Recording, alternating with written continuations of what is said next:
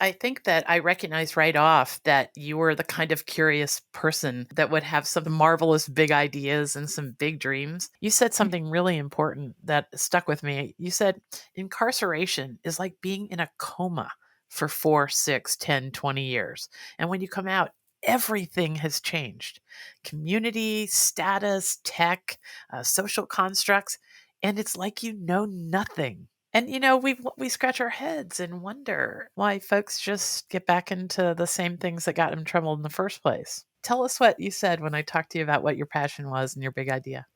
Yeah, so my big goal really is to create an advertisement and marketing firm that hires those who are formerly incarcerated and also offers internships to those who are at risk youth. And this passion is just something that was invoked in me because advertisement and marketing, it allows you to realize the benefits of creativity. Mm. Oftentimes people are told that, oh, you can't be an artist because it's not going to get you anywhere. Right. But oftentimes, there are a lot of different careers that you can use arts and creativity in. Mm. So, advertisement and marketing has just been a passion of mine because I love to promote and I love to advertise and I love all the things about marketing and advertisement. But also choosing to employ those who are formerly incarcerated comes from a personal standpoint. My father was formerly incarcerated. He was arrested, I think, when I was around the age of 4 or 5. Mm. So I had very vague memories of him being with me before he was incarcerated. But I think after he got out, it was my last year of middle school. So I was in the eighth grade. It was the summer of my eighth grade year. And he got out and he still struggled with the same things. He wasn't able to get a job. So he just all he could do really was just sit in the same neighborhood that caused him to get in trouble in the first place. And a lot of employers immediately look at someone who's been in prison and automatically deny them. Or there's often a lot of times where they're in prison and they're in for a while, even short periods of time, and they fall behind in skill sets that may be needed in the current way of the workforce. So a lot of innovations in technology expand so quickly so that there people in prison are often left behind in those innovations because we don't find it important for them to enter and know about the world that's happening because we're all at the end of the day living in the same world. And at the end of the day, people make mistakes that cause them to serve time, but they shouldn't still be serving time if they're allowed to get out and be a part of that world. And then the at risk youth thing, I want to hire and provide internships to those who are at risk youth because a lot of the times, and this hit me over the summer, it was last summer that I was working at a summer camp in my neighborhood. So I'm from Washington, D.C., by the way. And in D.C., everybody knows it for the capitals and the monuments and the White House and all the Congress and all the fancy terms. But the residents of DC are often neglected, especially those born and raised in DC. There's a lot of struggles that go on in the neighborhoods. People my age group, people in high school, and even middle schoolers are getting killed by other like there's a lot of issues within our neighborhoods. And it hit me when I was working at that summer camp that a lot of the kids, they are giving short-sighted views on what they can do for their future. I was blessed to be able to go to a school not in DC but in Andover, Mass. And so in Andover, I learned about a whole new set of skills. And I was able to see that there was a brighter future ahead of me. But unfortunately, a lot of kids don't get that opportunity, mainly because their parents don't know or their parents don't think it's worth enforcing it in them, or maybe they just don't see it happening around them.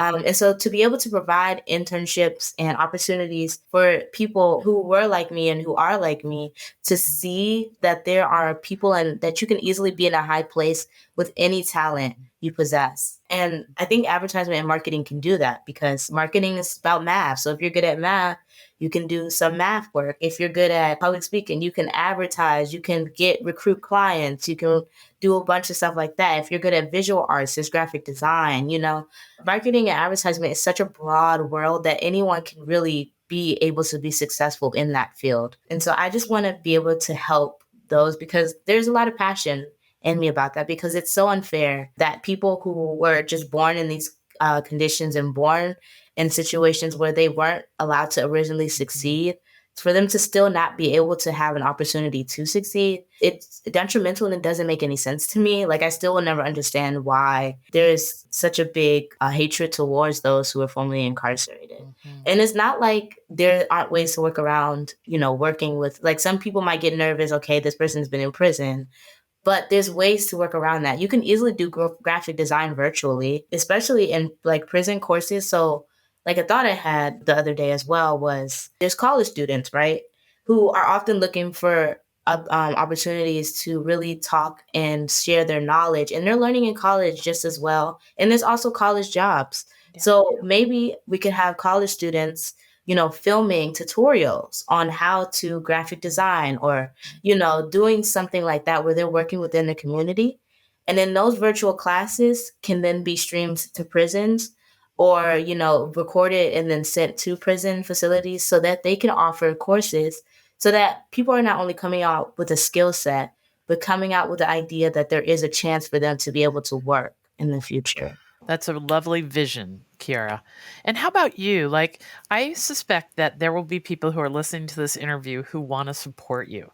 Yeah. I mean, on your journey, who knows where that will land, but you've given me goosebumps about 10 times now. And I know there will be folks who want to do whatever they can to help you on your journey. Where can they reach you? Yeah, so right now I'm mainly on email, and then via email, it just reach out to me and say, like, I'm interested in what you're doing, or I want to support what you're doing. The email for that is Kiarra, so Kiarra, and then Lucas, Lucas, @gmail.com. So that is my direct email.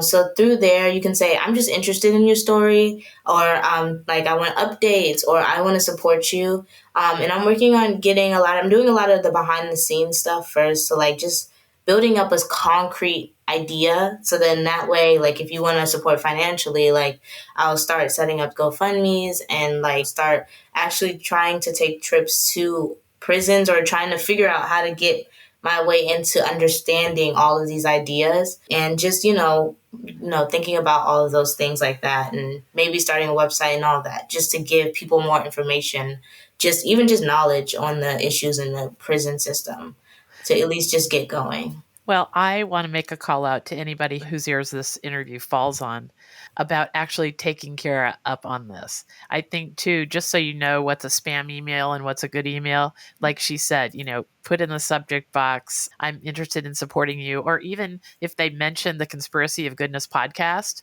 I heard you on the Conspiracy of Goodness podcast, that can be a little signal to Kiara that it's somebody with really good intention who might help her in any kind of ways. And I want to see you be successful, my friend.